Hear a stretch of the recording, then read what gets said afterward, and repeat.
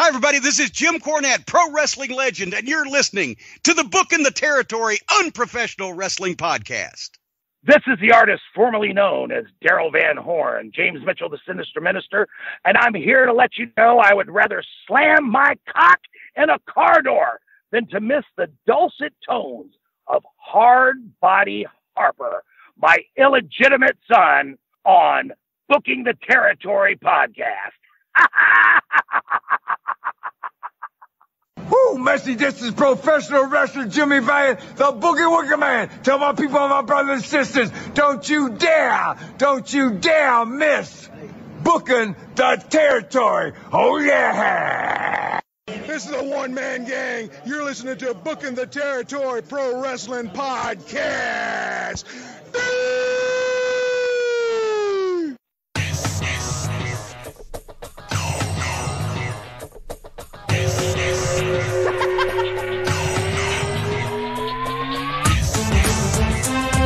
Welcome back, everyone, to this week's episode of Booking the Territory, the unprofessional wrestling podcast, where today we're talking NWA Saturday Night on TBS from October the 15th, 1988. This is a weird show, Doc, and I'll kind of leave it at that as we jump into this. We're waiting on Hopper because, guess what? Mr. Paperwork is late. Doc, how are you? Why can't we run a best of show and get out of here, pal? Yeah. What are you talking about, Doc? I'm out on the Jericho cruise right now. I shouldn't be doing this. You need to tell the people what you're referring to. I have no clue what you're talking about. Well, there's a lot of podcasts that a lot of us listen to by a certain fat Alabaman that are all giving you that regurgitated best of. Some of those shows haven't been around long enough yet to do best ofs. And all I'm going to say is we were fighting through the Von Erich thing down at the shoe job today, and we still found it within ourselves to get on here, drag ourselves on here, and do this thing. So you're fucking welcome, everybody. As our buddy Kevin Sullivan likes to say, it ain't that fucking hard, guys. We ain't building a rocket. We're getting guys over in a fake fucking business. Boy, I got something to say about that in a second. But let me also just tell you something that hasn't happened. It's about to happen, and then it'll happen again in the future. And if that's not confusing enough, let me try to explain it. This Friday morning, if everything goes according to plan... No. That's a surprise. Okay. Well, just know that we have some big surprises coming up. Yeah, it's a surprise. Oh God, glad I caught you there. But that's good stuff, man. That is good stuff. I'm excited. I'm gonna pull. Me too. For this one. I've already decided I'm pulling the Harper. You're pulling the Harper. Yeah. Like we could go ahead and get started because it's not like he watched this episode anyway. So anyway, we had a Super Bowl last Sunday, and I think. Was it Harper or Mike? You and I both predicted the Chiefs, right? It's got to be the first time in my life I actually picked a winner before the season started. We both picked the winner before the season started, huh?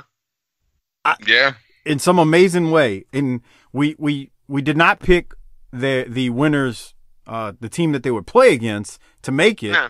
None of us, neither. You picked the 49ers to make the playoffs. I didn't even do that. But we did both pick the Chiefs to go to the Super Bowl and win it. And wouldn't you know, that's who won it.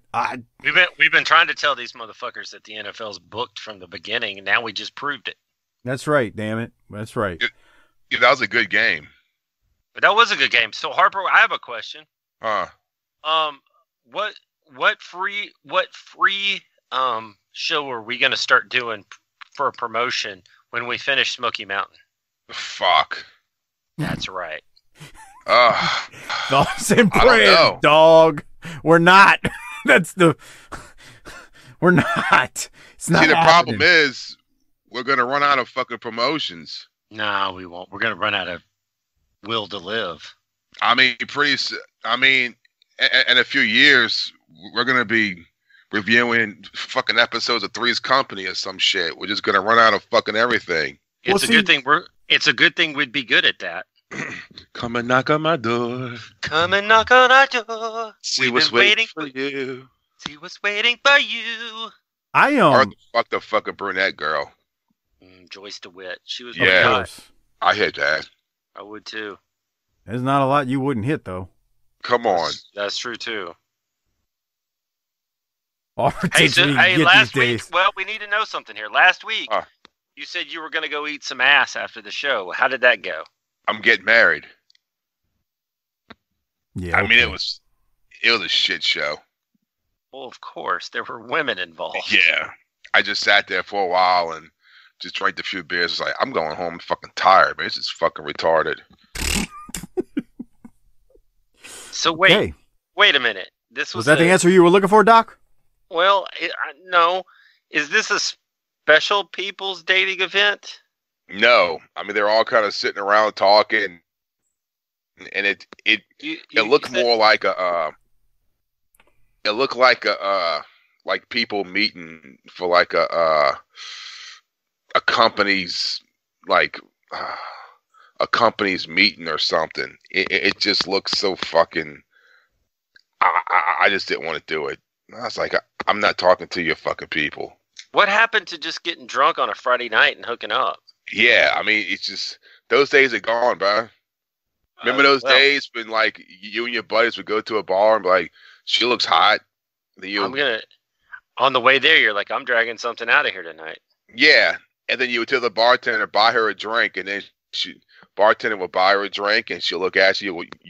You would wave to her, then you would go sit there and fucking work your game. If you got something, you did. If your game sucked, it didn't happen. Those days are over with. Now you got to fucking deal with an algorithm or some shit. Yeah, it's fucking swipe left and swipe right. That doesn't work for me, bruh. It's almost like instead of going, it's not like Hogan, Doc. It's not gonna work for me, brother. It's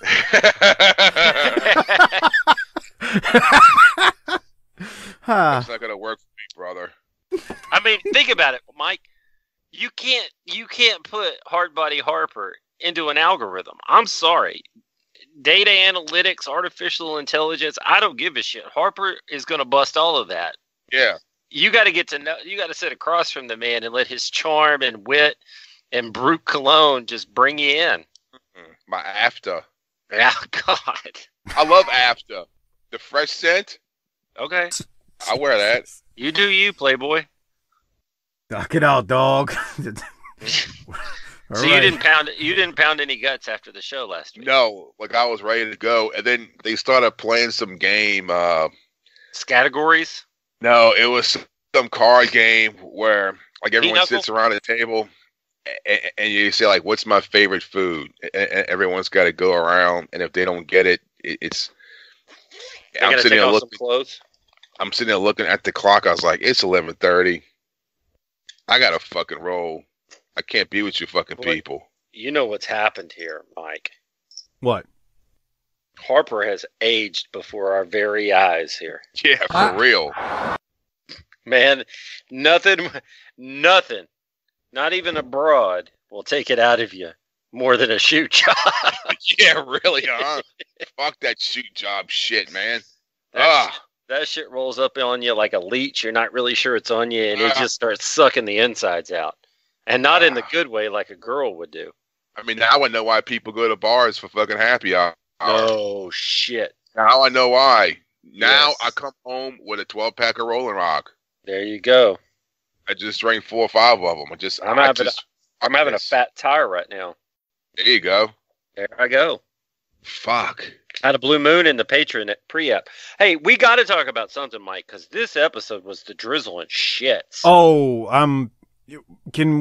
let me do a couple of shout outs and then we'll get into it because that episode, yes. What are you watching? Well, I'll show you exactly what I got, why I have this episode of Primetime Wrestling pulled up in a second. First off, as we're getting into this thing, shout out to Disrespectfully Classy, Marky Blassie, Kyle Riley, Mike Childry for your generous patronage each and every month. We appreciate it.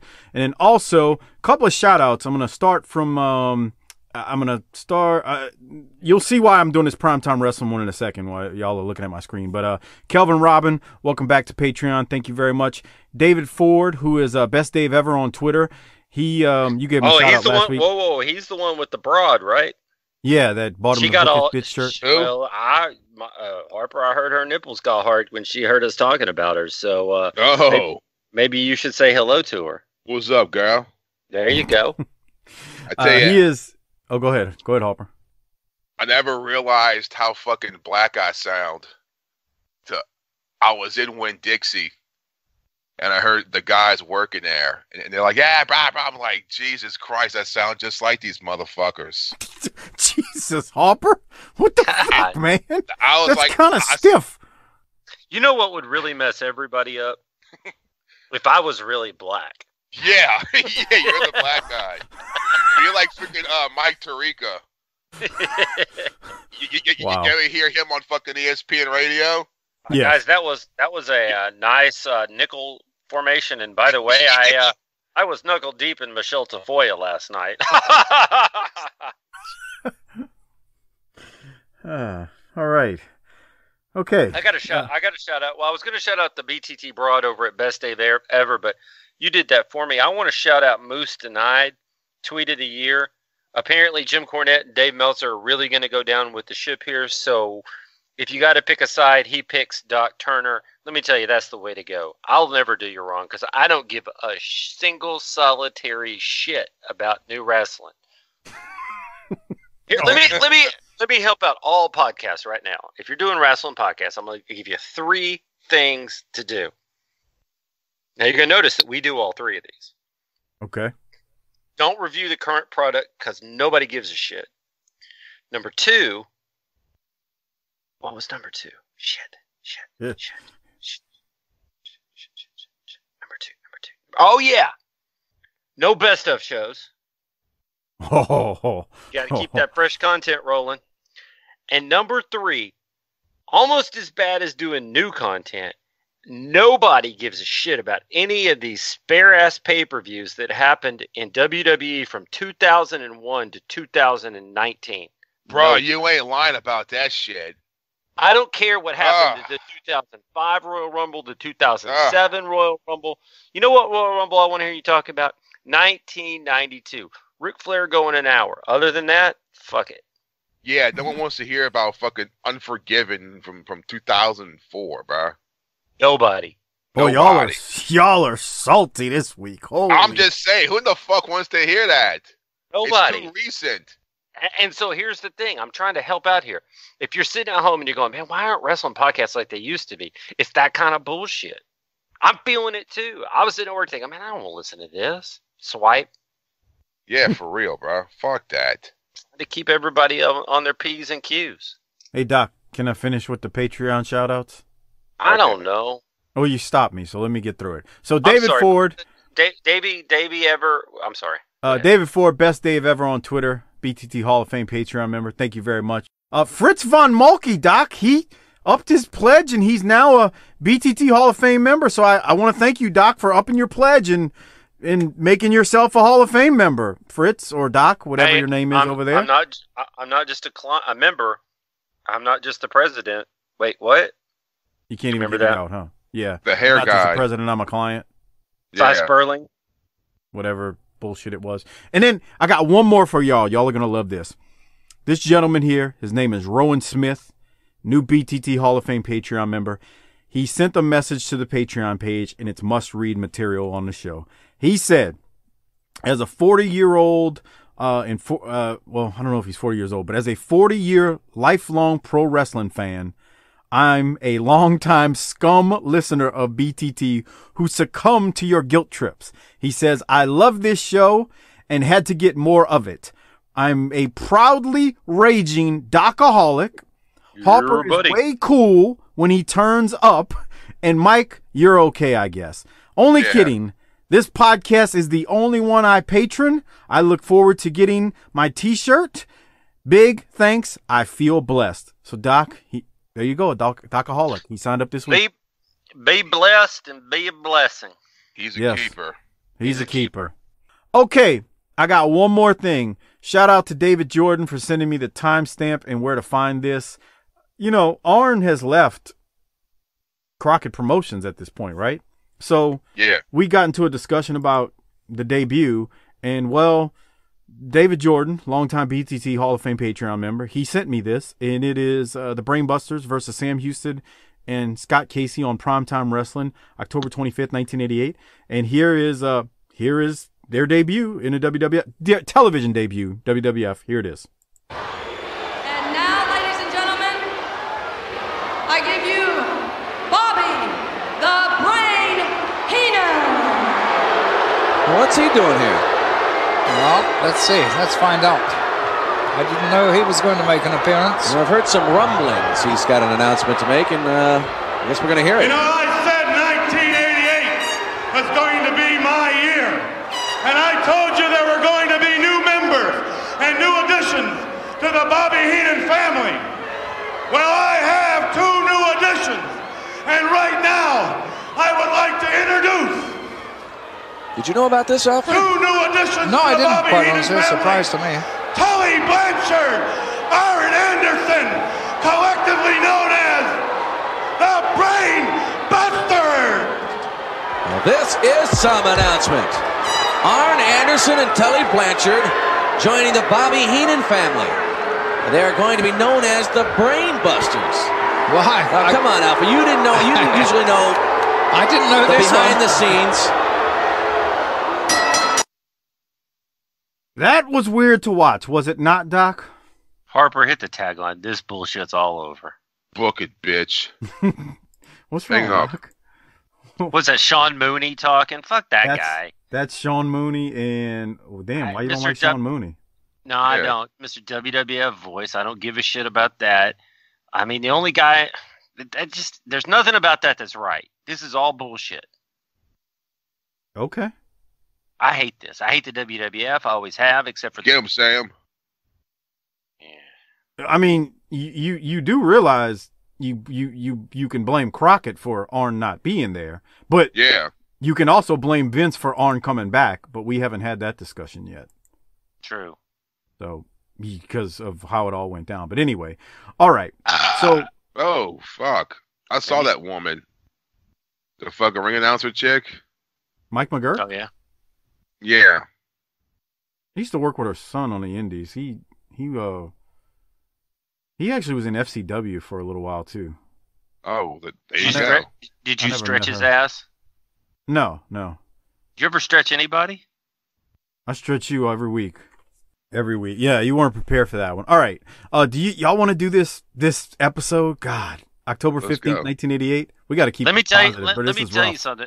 Hit it, because there ain't much I got. So we're. There ain't much, huh? Mm-mm. That bad, huh?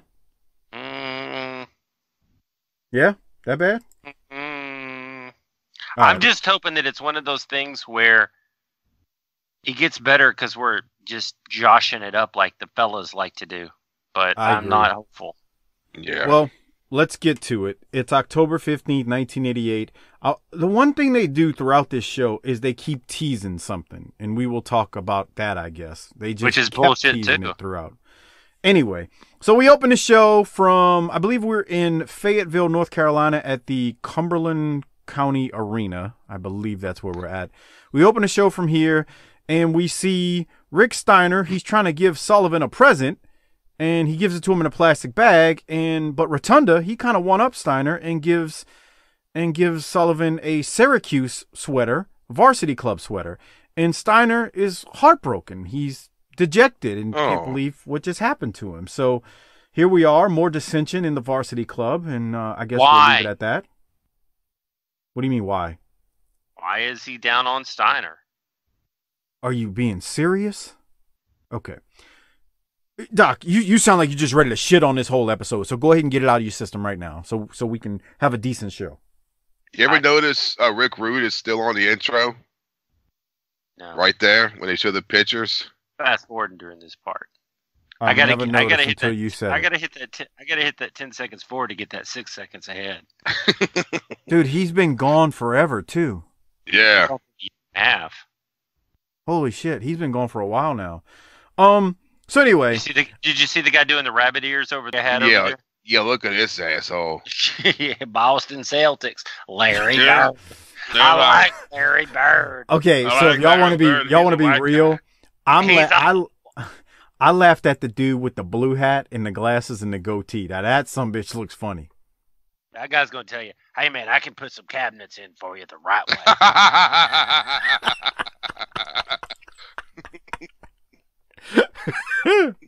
Oh, shit. All right.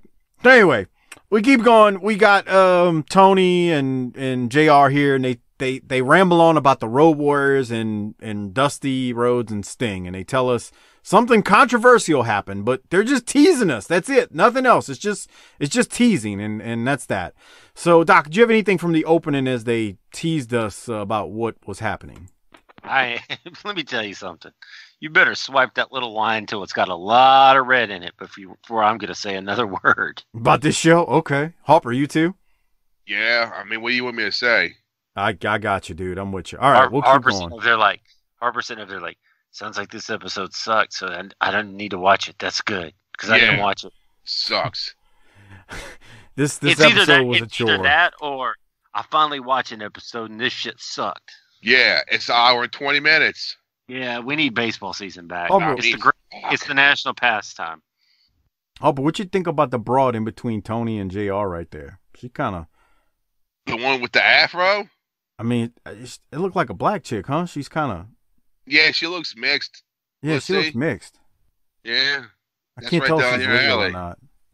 Oh, she's got the goddamn unicorn freaking shirt on. Remember when the broads used to wear the stupid unicorn shit? Jesus Christ. I bet she likes poison. All right, we'll keep going. They go to the first match immediately. Harper's favorite champion there, the Western States Heritage, Larry Zbyszko, is teaming with Al Perez, and they are going to defeat Mike Justice and David Isley. Teddy Long is the referee in the ring. I've got nothing from it other than Al and Zbyszko win. Harper, you? No. Doc? No. Al Perez has to be the worst. Never put a microphone in front of that man, bro. Jesus. Okay, who's better, Tim Horner or Al Perez?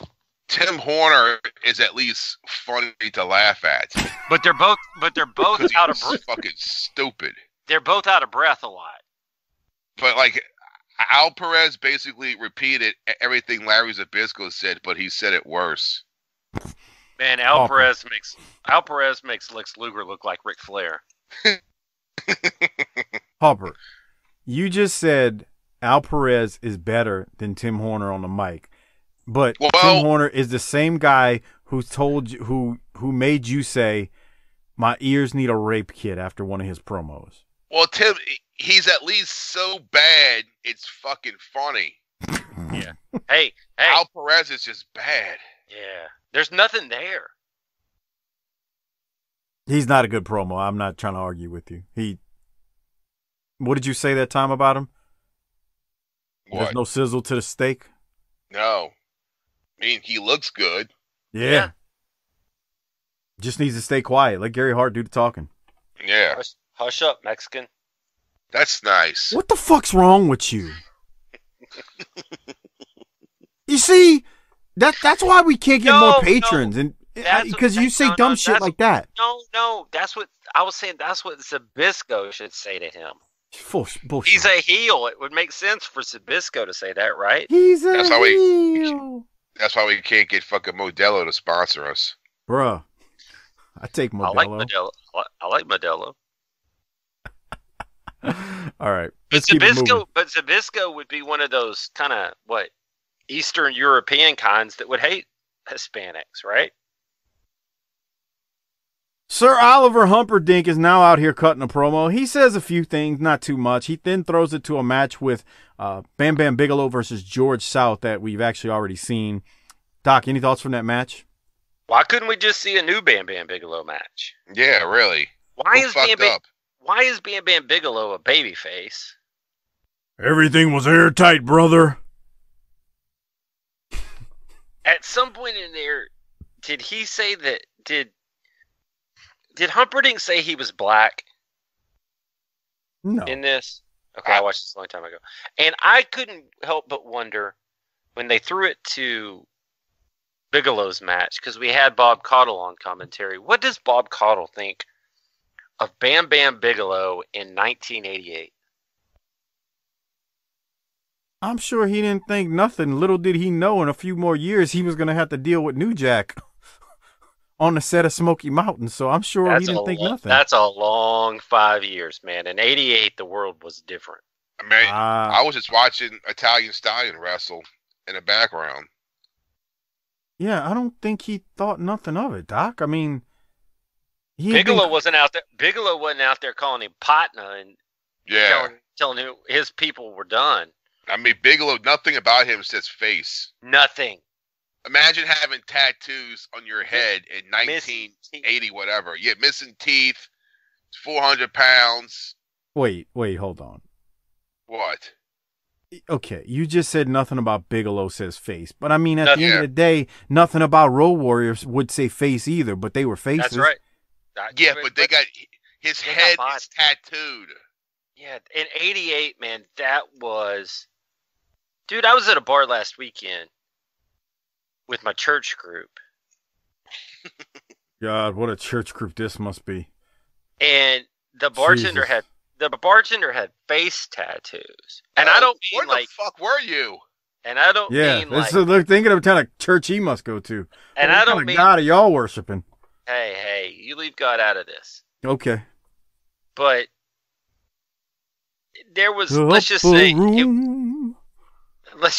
that it wasn't it wasn't like a teardrop. There was action going on his face. And it's shocking in 2020. This was 32 years ago. Yeah. I disagree with both of y'all. He just looked like a badass. You're high. He never got high in my life. That's part of the problem. Yeah, that's the problem. All black people smoke weed. Uh-huh. What do they know how to roll them really good too? I mean, what else are they good at? I don't know. Does anyone still roll them anymore? I have no clue. What else would they do with them? They got those vape things now with the chemical shit. Bro, I've been around people. I've said this on this show before. I've been around people that took an aluminum can and figured out a way to get high off of aluminum can. You know, using a yeah. Who? That's not shocking. We all have been there. So, yeah. I guess you do what you got to do, right? We've all done that. You smoked all. Oh, here we go. Harper's got a bad internet you connection. smoking burnt aluminum. Doc, well, it can't be much worse than smoking skunk weed. So whatever. Yeah. All right. Well, we disagree about Bigelow. That motherfucker should be a big time heel. Hell, he probably should have been the next Horseman if we're going to be honest. Well, I don't know about that. Yeah, I don't either. I'm telling you, they should have dug Butch Reed up somewhere and had Simmons and Butch Reed be the Horseman. Well, there was a rumor that Simmons was going to be a member of the Horsemen. There's nothing more heelish than a black guy hanging out with the champ in 1988. Not for real. Can you imagine, though, if Simmons was a Horseman? Dude, Ron Simmons is a mountain of a man. That would have been fantastic as the enforcer. Let me ask you a question. We got to talk about something because this shit sucks. So what do you got for me? Let me ask y'all a question since it's playing in the background and this episode was kind of bad. Nikita Koloff is about to face a Russian assassin number 2, but so we got that's nice. Right here, you got Ric Flair and you got Barry Windham. If Ron was going to be the third Horseman, who would be the fourth if they did have one during this time period, right when Arn and Tully left? Keith Steinborn. No, I'm being serious, asshole. Oh, okay. Brian Pillman. Oh, wait. What's wrong with you? That's too early. Dude, I'd have been fine if it had been Screw the Varsity Club and Rotundo and Steiner come over. And yeah, you could have Mike Rotundo. What do you think about Larry Zbyszko? Dangerous Alliance earlier in Zbyszko and Simmons. I could see Zbyszko and Perez. Zbyszko and Perez, because you could hide Perez, but you could hide Perez. He would never have to talk. No. Because I could see Larry Zbyszko being there, Tully. I want to like Al Perez because I think he's got something, but man, he just won't. It's like I want to pick him up by his feet and shake him until some charisma comes out. You keep talking over Harper. Harper, what were you saying? Larry Zbyszko could have been like the replace Tully. Yep. So Simmons and Zbyszko would be the third and fourth, with Flair and Wyndham. Wyndham goes up to number 2. Right. So Flair's 1, Wyndham's 2. The only thing about that combination is I just can't see like Simmons and Zbyszko tagging and becoming like tag champs or something. I don't know. That's weird. To.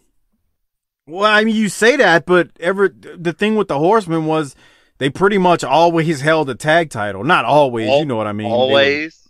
No, not always, but in their 12-year run. You know what I mean, asshole.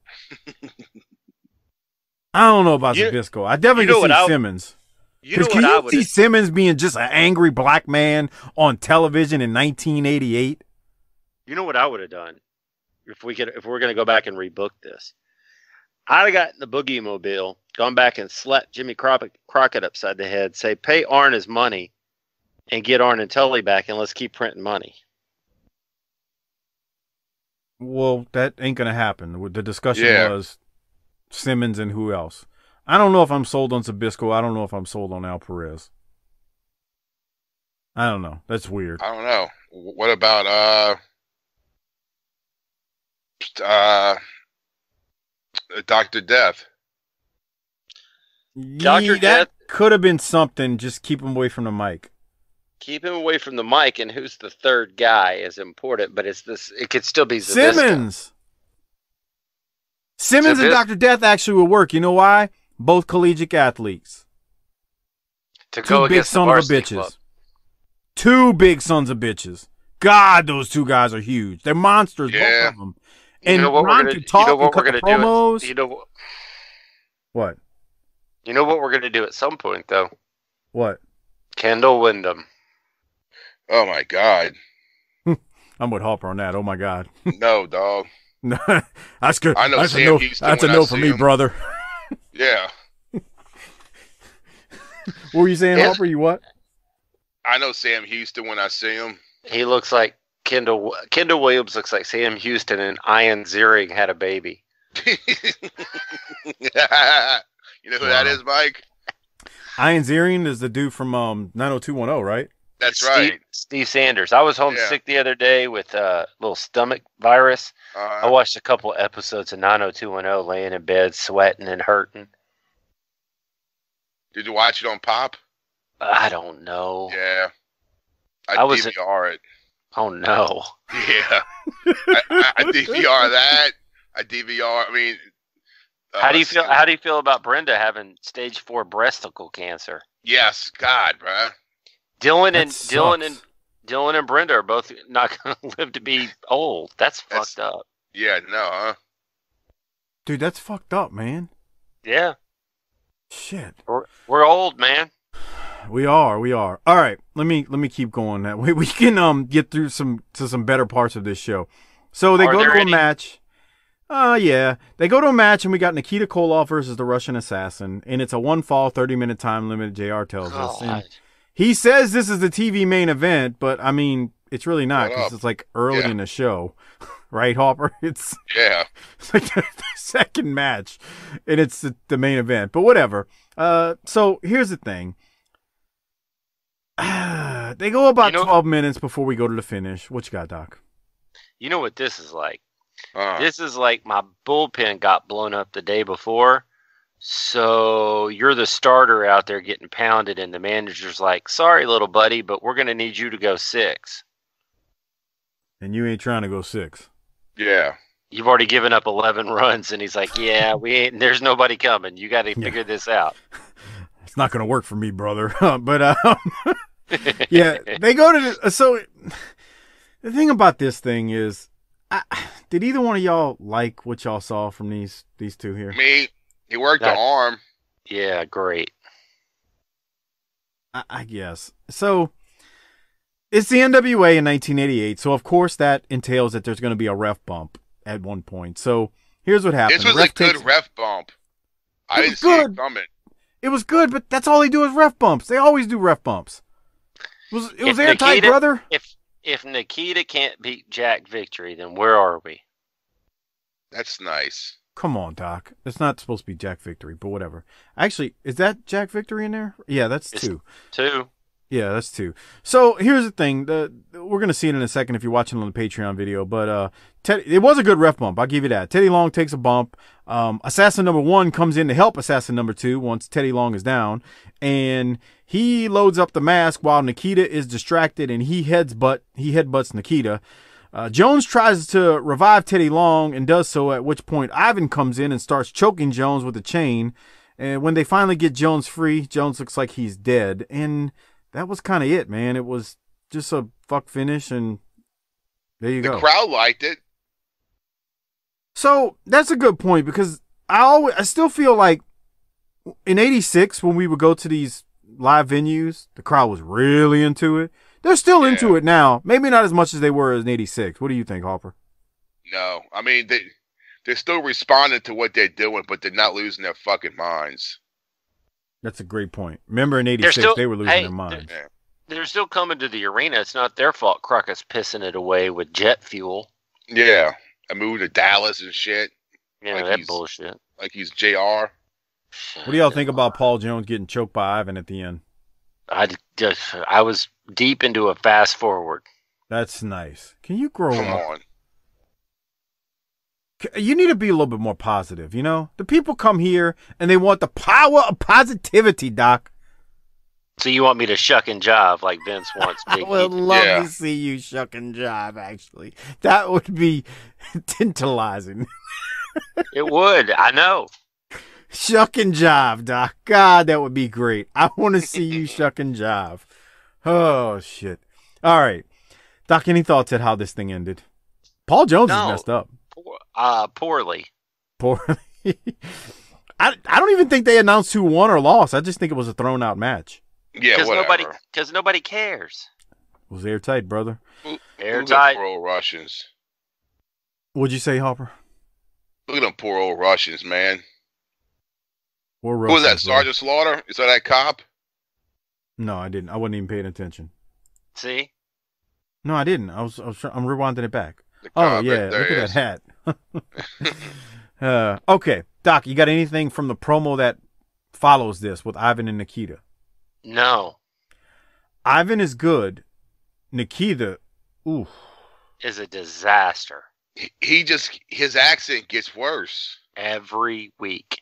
There was a time in like 95, 96 where we would watch Nitro, and every week we would swear Luger was bigger. Like, dude, he got bigger this week. How the fuck did that happen? I swear, every week, Nikita gets worse. We said the same thing about Scott Steiner on Nitro. Every week, we're like, God damn, that was he next. keeps getting bigger and bigger. That was next. Luger was first, and then came Papa Pump. That's true. And then we found him in asshole Oklahoma taking special people's last $10. That's not, well.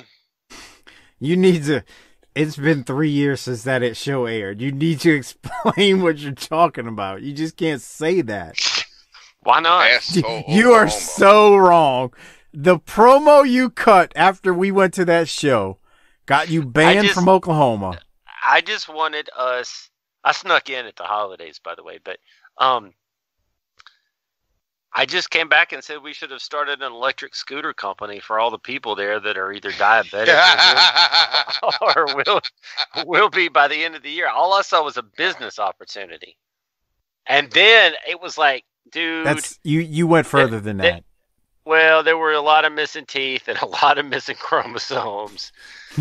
You went further than that, though. And it was just really sad down at the merch tables at the end of the night. And Mike ran into these two old broads that remembered him from back in the day. Who, Mike? That's true. They took pictures and shit, and I thought, man, he's going to try to get me to go back to some Best Western and get some kind of weird scene going on with him where he fucking puts on his Mike Vick jersey and pulls out that brass knucks trophy. And he's going to ask me to oil up his chest or some shit. I was like, bro, we got to. He's like, bro. I was like, bro, we got to go. And he goes, hold on, I'm talking to them for a second. I was like, son of a bitch. God damn it. Look at Mike. Harper, when we opened this show that next week. You were on it, actually. Yeah. It's just that I don't think Doc remembers saying this. He said, God, I had to wash the stupid off of me when I left that building. Man, there's like, what, 2,500, 3,000 people? Man. Dude, there was a lot of people being separated from a lot of money. Yep. I actually felt bad for this one guy because he didn't have it all. Like, I'm not trying to make fun of him. That's what I'm saying. He was a special person, and he wanted a John Cena something, and he got sold some other stuff. That poor dude. Because wrestlers are some carny bastards. This one dude I'm thinking of. Bro. I'm like, man, I feel bad for these people. Mike, did you always sell Menace to Society only memorabilia at your merch table? No. Wait, what? I thought you told me one time you used to sell other shit. Dude, some fucking wrestling shows are like miniature flea markets. Right. With the shit they fucking sell. Fuck, I remember working one in Mississippi. They had the little pocket knives that fucking look like, you know, with dragons on them, like fucking truck stop type shit. I was like, what the fuck are you selling this for? Mike, didn't you tell me your dad ran your merch? He knew somebody to get some shirts printed for cheap, and yeah, he ran some shirts for me, but he would do some of the stuff. But like what Harper's talking about, you got to remember. So nowadays it's not as easy to sell merch at a wrestling show, but back in the day, when the internet wasn't as thriving in the mid 90s, man, yeah, you could get all kind of like little truck stop bullshit trinkets and stuff, and you could push that stuff at a wrestling event and make you some money. And look, let's be real. We weren't making money wrestling.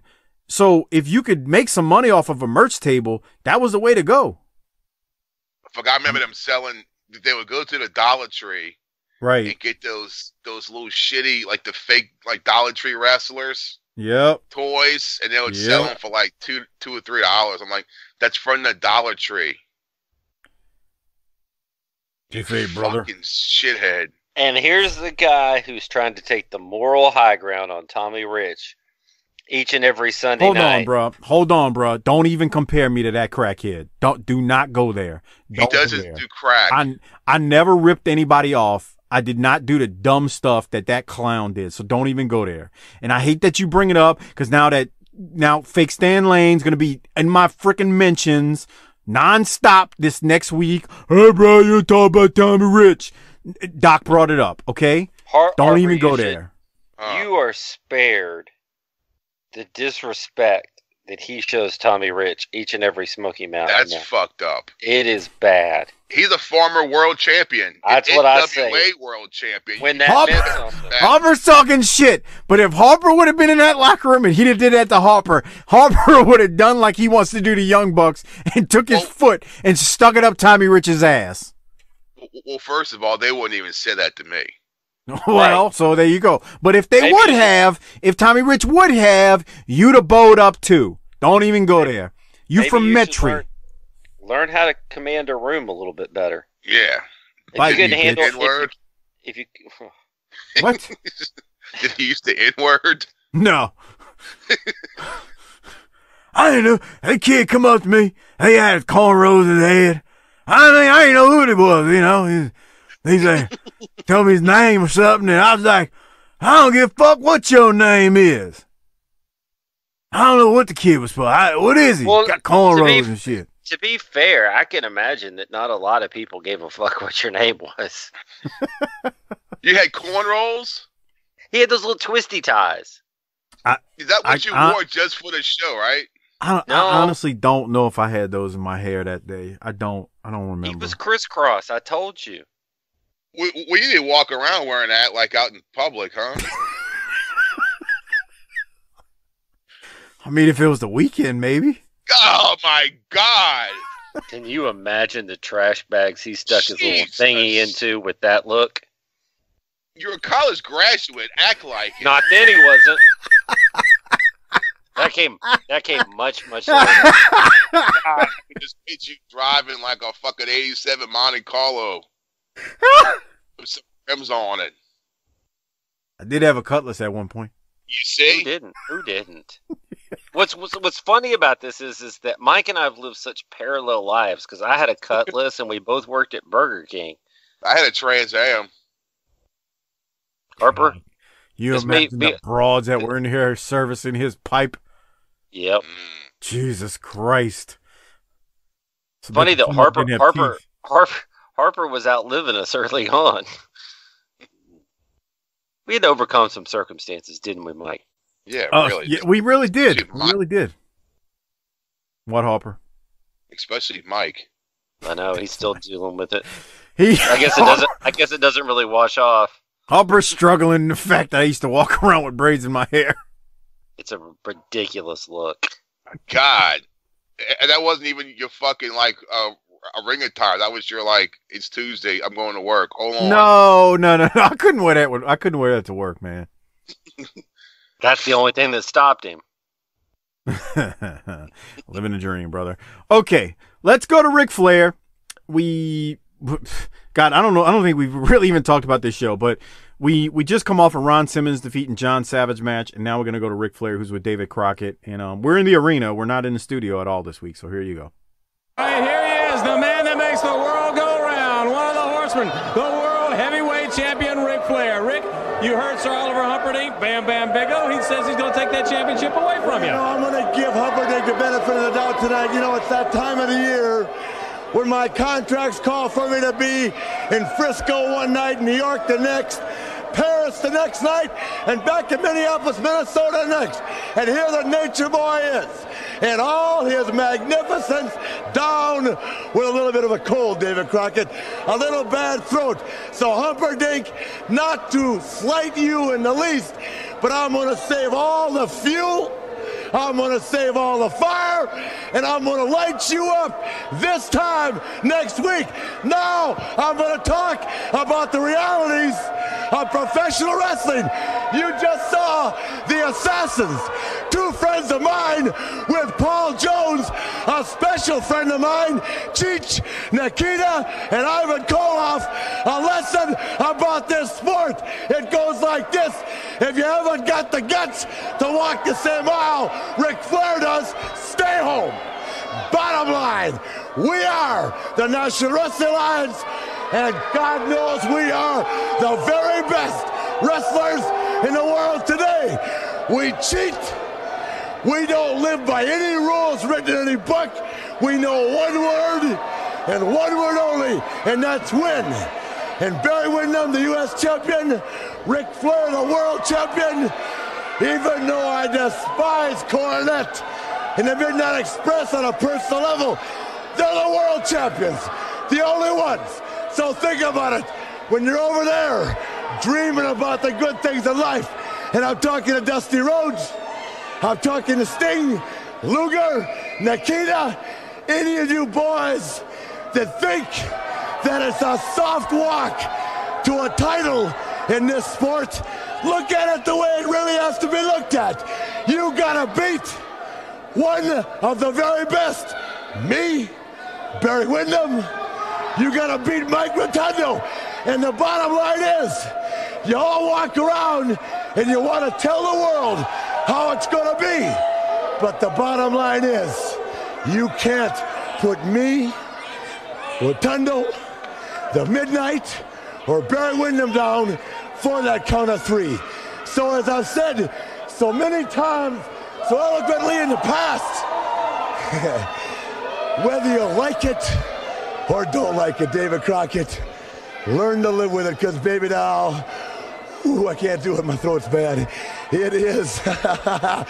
Just ask JJ, it's the best thing going today.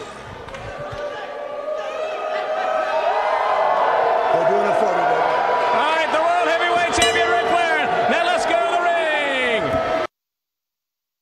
Doc, your thoughts on Ric Flair right there? Well, Harper sent us a little cartoon of the girl he was banging, the squirter over here. But Rick had a little bit of a cold there. Maybe he's got a little coronavirus. Maybe he's got a little bit of gonorrhea down his throat. Who knows? I liked it when he was like, we are stars. We don't play by the rules. We're out here carnying it up in the you know. I like that, man. It's what Corny always talks about, man. These guys were out being hucksters and shit and being interesting. Now they just play Xbox and tweet. Yeah. Boy, you nailed it. There's got to be something that makes. I mean, I'm sorry, and I know this was you, but I don't want to talk about the guy from IT who's doubling moonlighting as a wrestler. I want to talk about fucking Kamala coming through the woods trying to eat my ass. Not eat my ass, but eat me. Whoa. Well. Right. Well, but that, you know, okay. Circle, dot, bruh. So Jeremy over in IT can do a 450 and is a gymnast. Who gives a shit? I hate that shit. Ugh. I want to know somebody who legitimately is like, all right, well, real. If this kept going long enough, I'm pretty sure they'd just stab me in the side rather than wrestle me. I don't get it. Wrestling sucks these days. I'm pissed off. So Rick was great there. He's probably getting the cheese, right? I mean, why not? Harper, what did you think? I mean, he was sick, but it's just like, they're like, Rick, just come out and shoot a promo. I'm feeling sick. Well, fuck it. I'll go do one. And he did just, you know, a standard Ric Flair promo. Yeah, it was pretty meat and potatoes, but it was still good. Yeah. And he played hurt. Yeah, because he couldn't woo, but the crowd did it for him. Which was pretty cool. The crowd was like, woo. Yeah, that was good. Oh, my God. Did you see that? I was wondering if we were going to talk about that. Jesus Christ. So we got this match. We got Eddie Gilbert in there against Trent Knight. And Eddie Gilbert, he goes for the hot shot. And when he goes for it, I don't think the guy understood what was supposed to be happening. Yeah, he didn't make contact with the rope. Yeah, he just fell before it. So then Eddie Gilbert is going to go for it again. And he's telling him here. You can see him. He literally leans over. Watch. He's telling him right there. But anyway, he gets him the second time and he takes it right. But it still didn't look all that great. But the first one, he laid flat on his face. So Gilbert wins. Doc, any thoughts? Well, he's getting ready to cut a promo. And I was like, so he's back and he's a baby face, but we don't know why. There's my brother. He comes, he is back. Harper, did you have anything else from the match besides the missed? No. Where was he when he left and he came back? Was it Memphis? Probably Memphis and or Alabama, Continental. Maybe. Okay. I mean, those are just the options, I would think. Maybe, because there's nothing down in Florida. Oh, Puerto Rico? That's where he goes to die. Wow. Come on, Mike. Me? Take control of this. Yeah, come on, Mike. Control your show. I mean, you're the fucking Mr. You're the Mr. Belden of this shit. Get some control. Here's your control, bitch. Come hang on this. Let's go to Eddie Gilbert. Back hot stuff, Eddie Gilbert. Let's talk about gorgeous Jimmy Garvin. I understand since you've been gone, you and this man have become close personal friends, and you know what happened to him right here on HOI TV. That's kind of so to Shimano, you know. I was talking to him a couple weeks ago, and gorgeous Jimmy Garvin called hot stuff. Long distance information. I said, what is it? He said, I need your help. There's a little troll running around the NWA. I said, oh, Kevin Sullivan. He said, yeah. Did you see what they did to my leg? I said, yes, Jimmy. He said, well, I know you've never claimed to be the strongest wrestler. You've never claimed to be maybe the wildest wrestler. But you've always claimed to be the smartest wrestler. And that's what I am. Now, Steiner, Rotundo, you two goofs want to still be in college and wear your little letters? That's fine. I'm living in reality now. I don't need school letters. When you get in the ring with hot stuff, and when gorgeous Jimmy comes back along, then the ring with the two most dangerous and smartest wrestlers. I don't have to know all that wrestling stuff. Just I think I'm the smartest. I'm the greatest. And whoever knows, maybe some fire might come out, man. Okay, some words from Hot Stuff Eddie Gilbert, directed towards Rick Steiner, Mike Rotunda, and of course, the Games Master Kevin Sullivan. We've seen a lot more of Eddie in the weeks to come. Coming up next. Doc, your thoughts on Eddie Gilbert's promo? Eddie and his old friend Jim Garvin. What?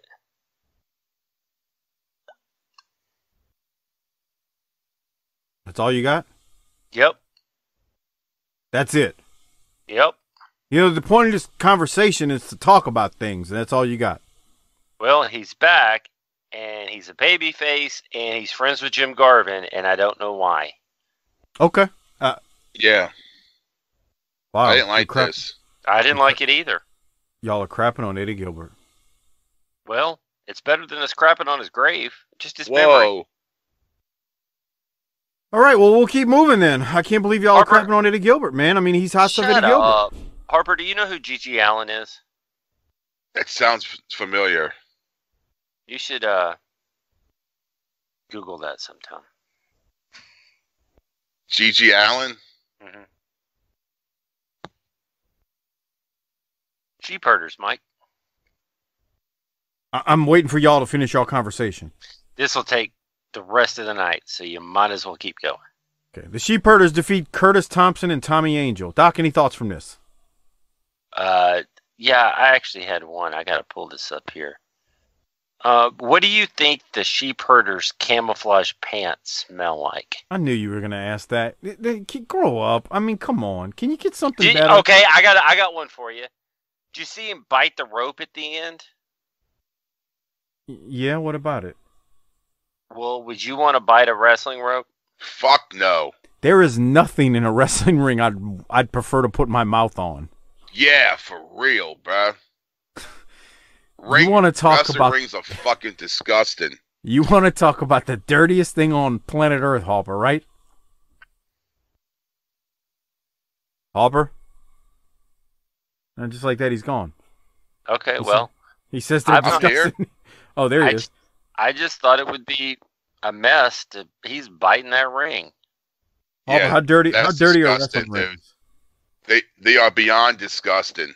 They are sweaty and bloody, and it's, dude.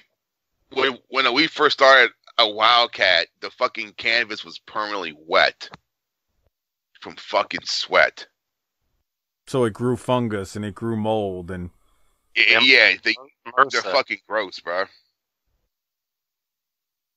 Hopper, what color was y'all original canvas? Blue or white? It was blue.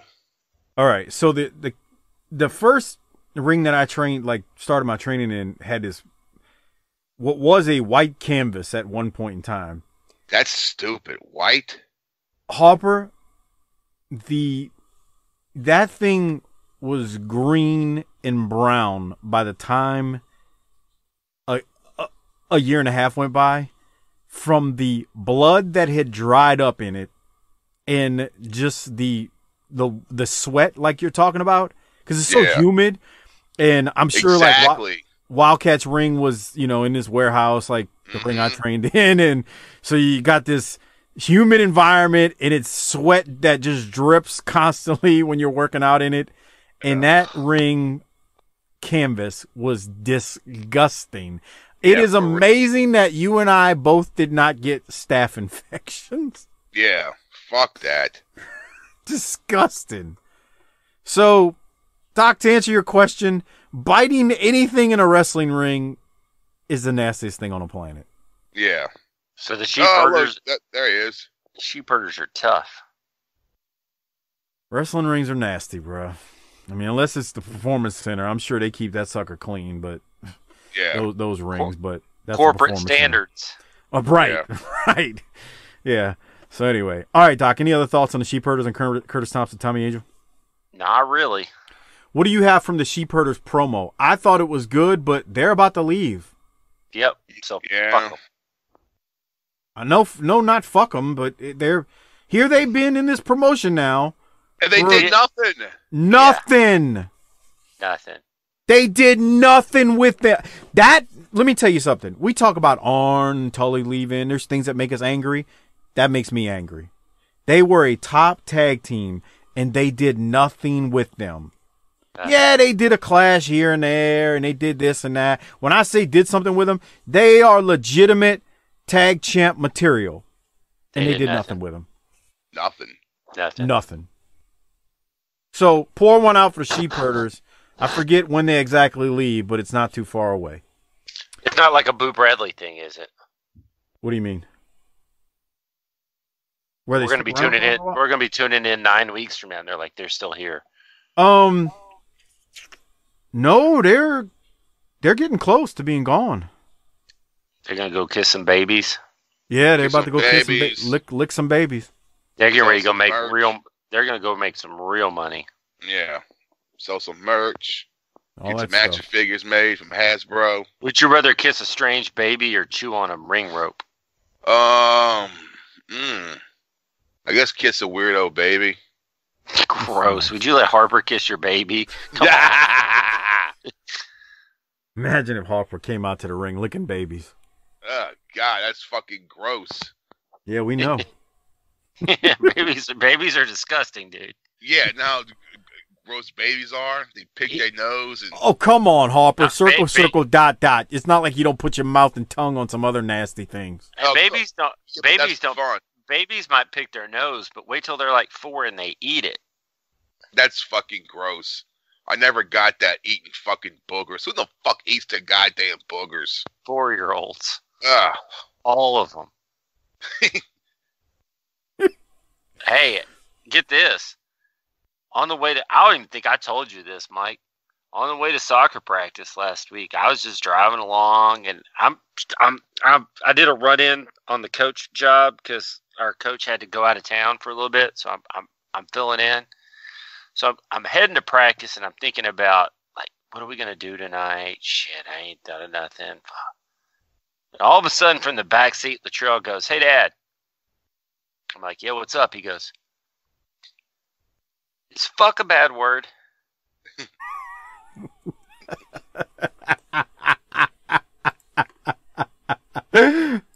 That's fucked up. Yeah. All right, so what did you tell him? I said, yeah. To which you can understand that he's my son. He goes, "Is it worse than S and A?" It's like, yeah. Wow. I go, so where did you hear that? Buddy Landell tell him that? Man, first thing I was thinking is, please don't be me. Please don't be me. Please don't get it from me. Because then, then I'm in all kinds of trouble, shoot trouble with LaFonda. Some little twat at school. Yeah, they all blame it on some little twat at school. Wouldn't you? Bruh, I mean, I'm not father of the year when it comes to curse words. They're just words, but I mean, it was stunning. That's what I said. I'm like, it was stunning to hear them come out of his mouth, especially when he goes, so the big thing is, he goes, "Are you mad?" I'm like, "No, I'm not mad." He's like, "Why aren't you mad? It's a bad word." I was like, "You were just asking a question. It's not like you started cussing me out on the side of the road." Shit. He didn't tell you to go fuck yourself, is what you're saying. That's right. That's right. He was just, you can always ask a question. True. All right. Are we done with Latrell? Yeah. So after the Sheepherders promo, we get Steiner, Rotunda, and Sullivan. They show a replay of the September 3rd, 1988 attack when Jimmy Garvin supposedly had his leg broken in the studio. What do you mean, why? I don't know. I hate everything about this episode. I'm trying to find anything to talk about. I just talked about Latrell. This episode sucked. Yeah. D. Okay. Do you have anything from their promo? Nope. Why not? Because I don't care. God. This is not compelling audio, man. Okay, I thought that Kevin Sullivan at the beginning of this promo looked high because look at his eyes. Yeah, you might be onto something there. I thought it was fine. I mean, it wasn't anything special. Steiner starts messing with Rotunda and tells Rotunda that Sting had him beat, and then he taunts Rotunda, and it's kind of funny watching Steiner, as like the village idiot and the stepchild. He got stupid quick, huh? Right. I think he always was. The problem was they started. He was just like the roughneck guy, the kind of just guy that would beat up people. And now he's stupid. He's kind of touched, dude. Let me play it. Here it is. It's real short. Surgery a lot since that time for Jimmy Garvin. First of all, let's get off the Jimmy Garvin thing. Here's the way. Wait a second. Here's the greatest world tag team champions of all times. Now, the one we're talking about is here's the 6-man tag team champions of the world. It's real simple. What about that with the Road Warriors, Dusty Rhodes, and Sting? Hey, Mike, Sting had you beat with a scorpion. You did. You just keep your mouth shut. You just keep your mouth shut. First of all, it's always been Dusty Rhodes and a problem with me. You're a moron, Steiner. Sting. Yeah, Sting had him beat. I know it. I had to save him. All right, they're going to go to the ring for a tag team event. That was awesome, man. Yeah. How can you not like the dog-faced gremlin? Oh my God. I didn't say I didn't like it. I don't think they properly explained why he's turning. Because they've been treating him bad. Right. Why have they been treating him bad? Because he's all of a sudden. Because he's an idiot. Stupid. You're right. He got dumb all of a sudden. So why? Airtight. Asbestos. No. Right. You know what you sound like right now? You sound like one of these modern wrestling people who just criticizes for the sake of criticizing. No, I thought it was funny when he was like, Sting had him beat. I was there. I had to save him. That shit was hilarious, man. Okay. Anything else, Doc? Harper? Nah. Mike Rotunda and Rick Steiner then go in the ring and they defeat Gene Ligon and Joe Cruz. I'm going to assume y'all have nothing from it. No. No, bruh. Kevin Sullivan then defeats some unnamed enhancement talent. I don't think they showed a graphic or said it or anything, although I think it's Bob Emery. I don't know how they don't DQ Sullivan. He's on the outside, and Sullivan and Rotunda are hitting this poor dude while Steiner is just acting crazy and dumb, and he helps Emery back into the ring. And I don't know. I didn't know what to make of this. Did y'all have any thoughts on the Sullivan match? No. Wow, that's it? I know. It's fucked up, huh? Well, it's just crazy. Like, I don't know how he didn't get DQ'd in the beginning because, like, Tommy Young is in the ring. Here's the problem. You're getting frustrated with this because we won't bite. But the problem is that at some point, you're like, what are we going to do when this shit gets bad? It's not that this is bad. It's boring. They start rolling out 92 Jason Hervey. I got plenty to say about that. But this was just a boring-ass episode. Nothing happens. That's the problem. Right. Yeah. And so it's not even like it's bad. It's just nothing happens. We'll get it turned up when they start sucking for real. Wrestle crap can be fun. Sullivan wins this match. How he didn't get DQ'd in the beginning, I have no idea. They're treating Rick Steiner bad on the outside. They're beating him, and it's just weird.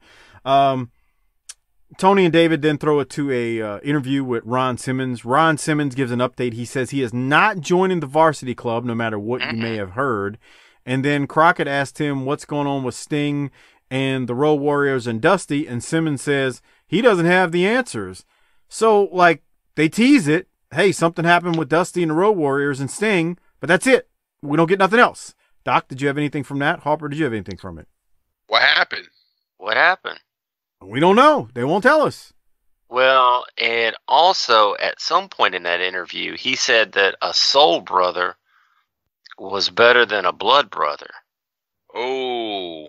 And I don't have a way to, I don't know how to argue that. Mike, can you tell us? Is that true? Is that true, Michael? You got anything else from the promo?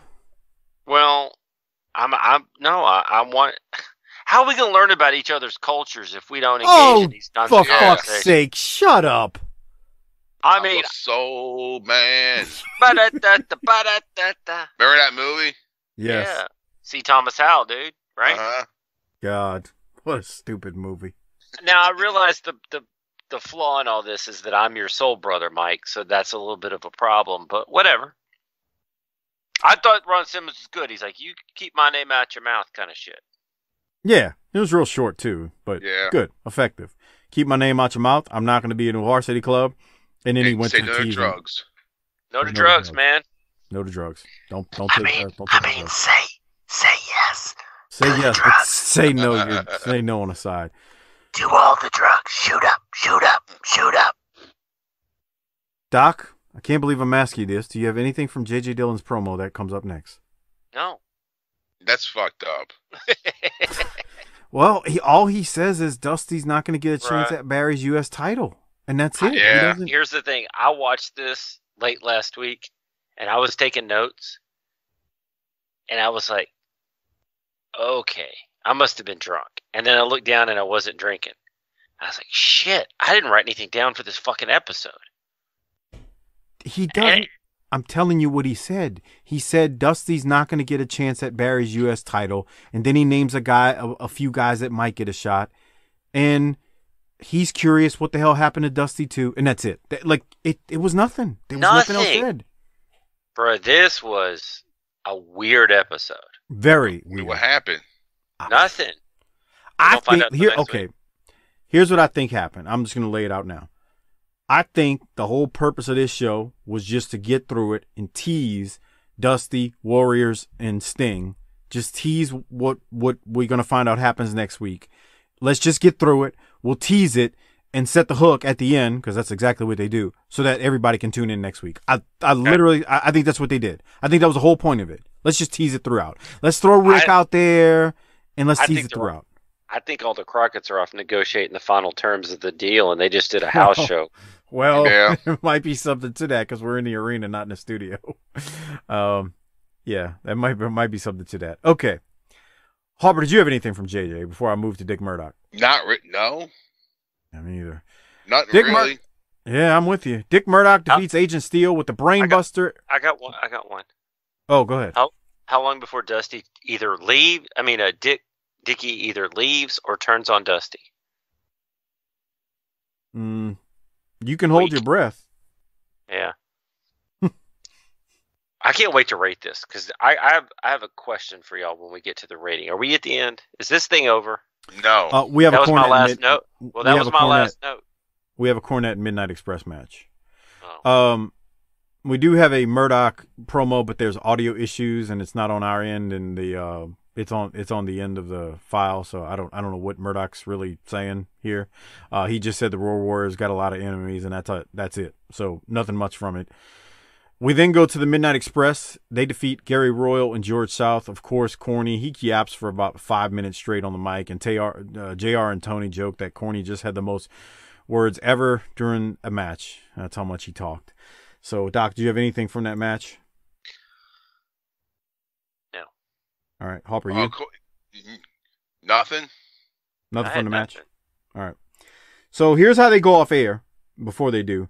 We got Cornette and the Midnight Express. They're at ringside with Tony Schiavone. Let's hear what they got to say. This is literally how the show ends. Rounded team, the perfect combination, as Jim Cornette says, and winners once again, the world champion. You know something? We thought the hard thing was going to be to win the World Tag Team Championship, but you know what? That turned out to be kind of easy. Now we've discovered the hardest part is keeping a hold of the World Tag Team title. Not to say that there's any team out there that has a chance of beating us. It's just simply the fact that in 1 month as World Tag Team Champions, we have defended against the challenges of the Varsity Club, the Sheep Herders, the Fantastics, Dusty Rhodes, and Dick Murdoch several times over. All those teams have come for these belts, but we've been the ones to leave with these belts. We're still the World Tag Team Champions, despite facing all those numerous challengers. But now, like I said, the stiffest challenge coming up, the Road Warriors. Everybody says, and they're right, they're the biggest, strongest, meanest tag team combination in professional wrestling, but that's exactly what they rely on. Brute force, sheer strength, and power. They got no brains, they got no speed, and they got no teamwork. And I'll tell you what the Road Warriors remind me of. The Road Warriors remind me of, when you see one of those big 2-ton elephants that can run straight through a brick wall. when he gets in a little confrontation with a swarm of angry killer bees, then he ends up laying on his big fat backside over in the mud, all swollen up, wondering what happened. Well, that's exactly what the Road Warriors are going to be wondering. They're going to be wondering what happened because, like I said before, this is the perfect combination. They've got everything it takes. They can win a match a dozen or 100 different ways. And Road Warriors, I promise you this, as frustrated as you are, as depressed as you've been about not being the World Tag Team Champions, you know what? They're so depressed they start taking a picture of Robin Givens around with them in their wallet. As depressed as you've been about not being the World Tag Team Champions, when you get in that ring with the Midnight Express, brother, you just open your ears up and you listen real close.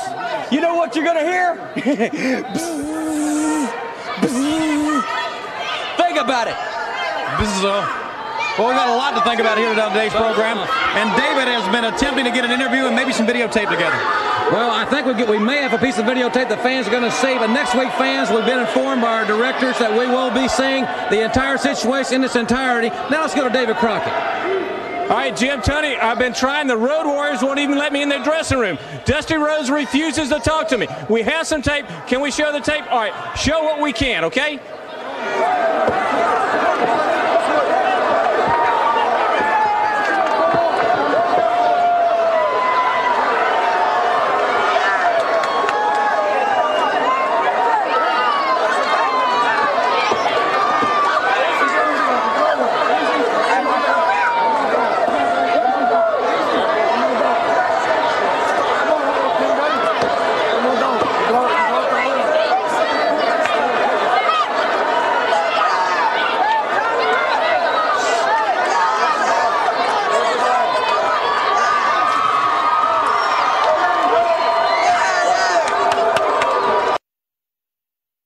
So we got Corny cutting a promo at the end, and we see Sting being taken out the building. And that's all we know about what went down after a whole episode.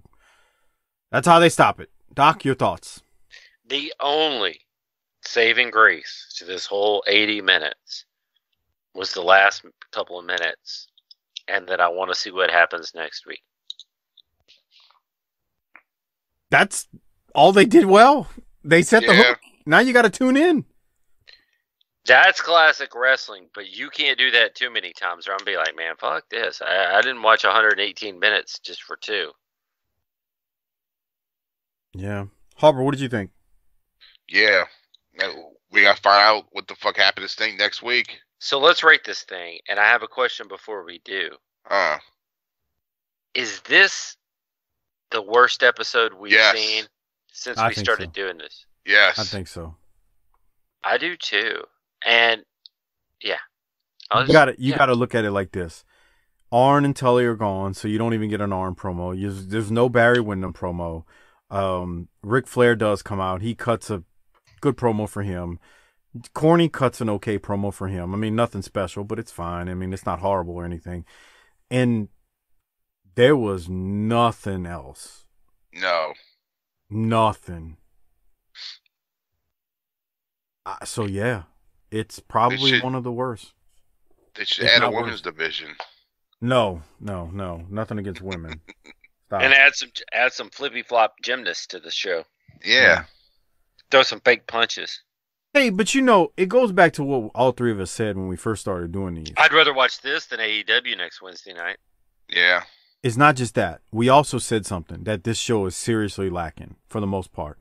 Remember years ago, Doc, when we first started doing Saturday night episodes, you said, man, I don't know if it's so much as we like old school classic wrestling or we just like the shit talking. This episode did not have enough shit talking.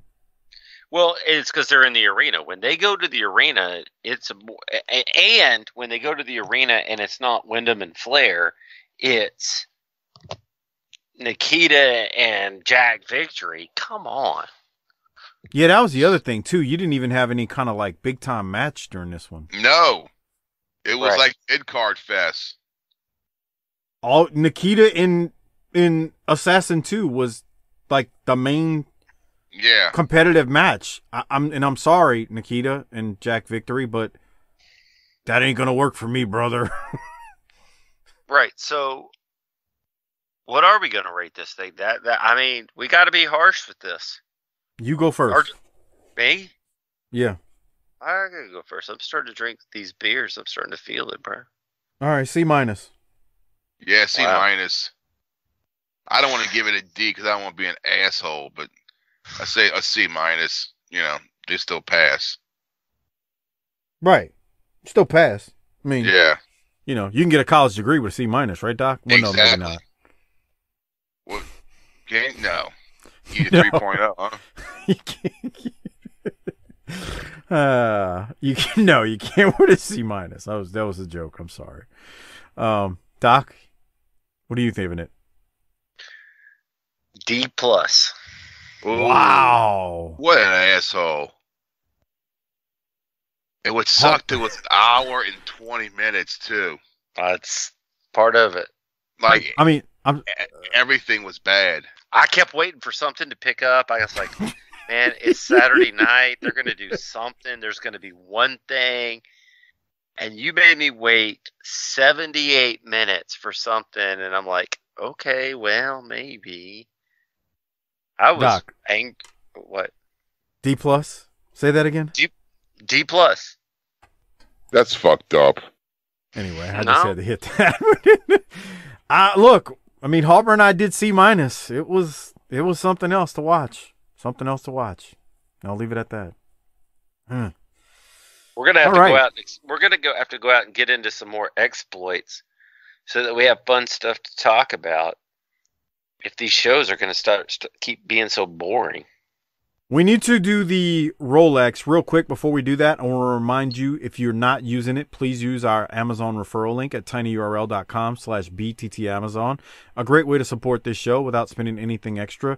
Give that link to the wives, girlfriends, hoes, and side pieces in your life and tell them to use it every time they use Amazon. That is tinyurl.com/BTTAmazon. Give that link to them. Actually, put it in their browser and save it for them and tell them to use it every time they use Amazon. Thank you very much. Doc, won't you go first with the Rolex? I think it's a foregone conclusion, but go ahead. Man, well, I don't know. Okay. I really did contemplate just out of hate giving this thing an F. I contemplated not handing out a Rolex in protest. Wow, okay. But I didn't figure I could get away with that with the Doc-A-Holics out there. So I'm gonna fight through it and award my sweet Rolex to Ric Flair. And even then, I'm not sure he deserves it. Harper, what do you think?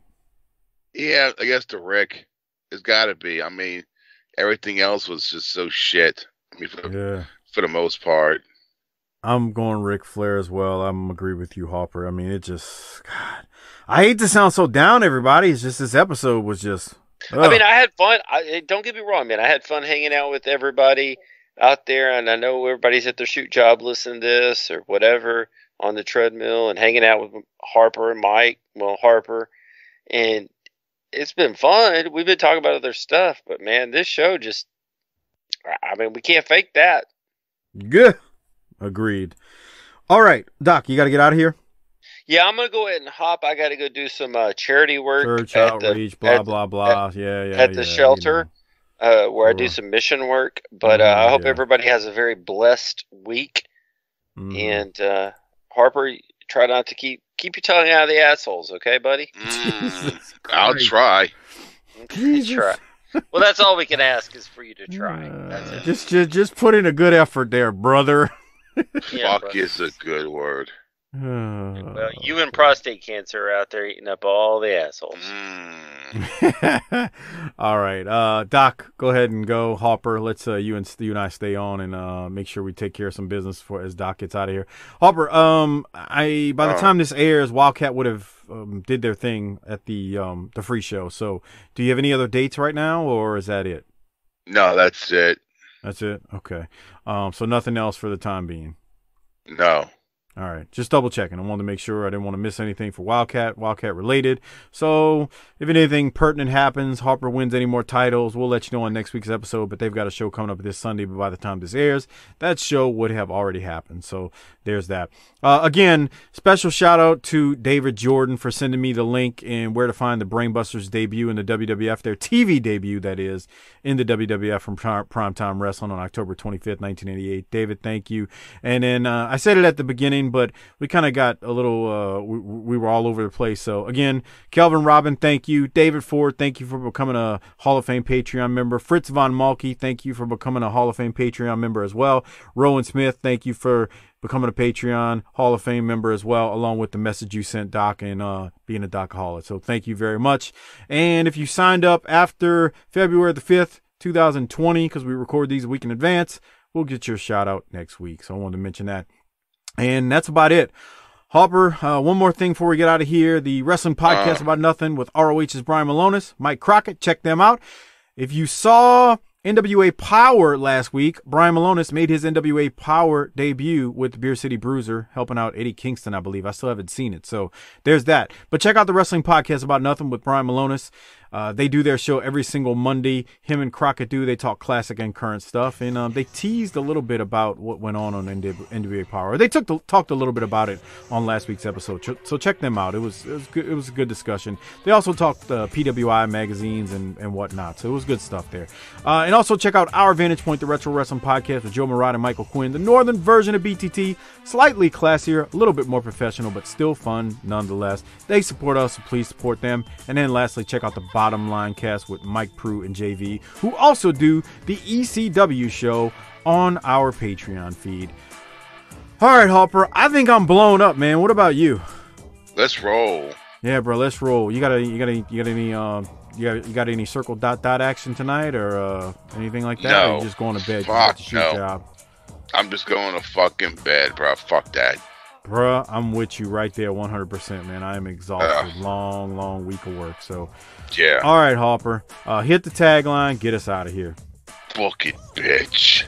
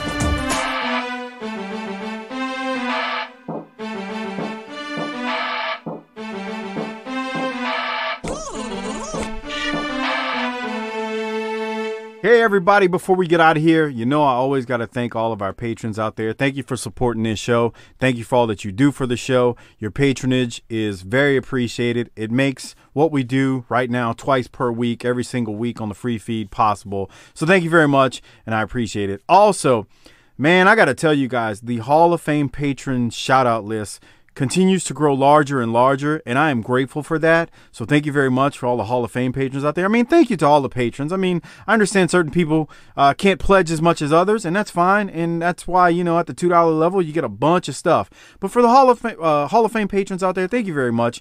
This list is growing longer and longer each and every week. So I don't know how much longer I'm going to be able to do the list of Hall of Fame patron shout outs. So my apologies if this doesn't continue in the future. However, we're going to give it one more try at the beginning of February right here of 2020 with all of our Hall of Fame patrons. So as I say that, I want to give some shout outs to those Hall of Fame patrons. My friend out there, Fritz Von Mulkey, thank you very much. You signed up to the Hall of Fame level. You've been signed up for a while. You bumped up, I should say. So thank you, Fritz Von Mulkey, a.k.a. Doc. Actually, they're not the same person. It's just a running joke. So there you have it. Rowan Smith, David Ford, Harrison Lee, Isaac Pinley at Hey It's Isaac. Oh, I'm sorry, at Hey It's Isaac, not Hey It's Isaac. It's just at Oh Hey It's Isaac. Eagle_1, Kangol Fett, Lee Russell, MDQ for life, George Davis, Kevin Carter, Michael Angel, Bob Richards, Rocky Suezo, my man Christopher Champer, Will Harkey, Robbie Dyson, Rick Beebe, Brad Dunifin, Tom Schlegel, Coach Joey Chase, a.k.a. Willie Chase, Steve Malbasa, Kenny Beiersdorf, Glenn Abbott, at G.A. WrestleNut on Twitter, Bobby Murray, Marlon Mueller, my man Marlon Mueller, a.k.a. Half Pints Point. You know what I always say, keep cutting those promos, kid. Josh Warren, Everett Starr, Mike Childrey, Kyle Riley, Disrespectfully Classy, Marky Blassie, Greg Norman, Johnny on Patreon, the great John Dean, who is at YRC21 on Twitter, Josh Dunn at Ryan and Auburn on Twitter, good old Justin Robert Smith, Joseph Ice, Tim Morecci, Adam Price, Brian Evans, Mark Wilson, Armando Martinez, David Jordan, Jesse Jacobs, Chris Myers, Gerald Green III, Mitchell Johnson, Mike Prue, Will Parker, Classy Alex, David DeVries, SV Pageant, Bill Salsa, Big Rich, Allen at Spy Boy Sports Cap, R.E. Miller 39, Jay Shiny, Ruben Espinoza, Merciless Jones, Jesse Lucas, Chris Browning, Justin_Andretti, Cole Manny 22, Marty Howell, T-Hog 94, Gobbled Unreal. Thank you for your generous patronage via the Hall of Fame patron sign up. Last but not least, I just want to give you all a heads up on something. I have not been as active lately on either Twitter or Facebook. The shoot job, just very, very busy, and I just haven't had a lot of time. So if you've sent me DMs on Twitter or instant messages or messages on Facebook Messenger and I have not gotten back to you, I just cannot get through them. So honestly, probably from here on out, the best way to get in touch with me, if you really, really need to get in touch with me, is going to be via email for the show, bookingtheterritory@gmail.com. So I just want to mention that I am recording this actual segment on February 5th, 2020. But I wanted to say that if you need to get in touch with me and I haven't responded to your DM on either Twitter or on Facebook, the best way would probably be email. I tend to check that a few times a day when I can. And if I don't even check it during the day, I usually check it at night. So that's probably the best place to get in touch with me if you need to get in touch with me with something show-related, Patreon-related, especially if it's Patreon-related. Give me a holler there. I mean, it's not that... Again, that's the best way to reach me to the Gmail. bookingtheterritory@gmail.com if you're not getting a response on Twitter or on Facebook. And I want to shout out Mike Crockett as well for handling the Facebook page and helping moderate with it. He does a good job. Don't give him a hard time if he doesn't catch things and whatnot. So anyway, and stop getting offended at everything, people. We only live once. Live, love, and laugh, brothers and sisters out there, and just have a good time. That said, I'm going to get out of here. I'm eternally grateful for all of you guys and women. We got a lot of women now who support this show. Thank you very much. It means a lot. And when we started this nearly 5 years ago, I didn't think we'd grow like this, but we have, and it's because of you. So thank you. This is Mike. I'm getting out of here. You know what Harper always says. Book it, bitch.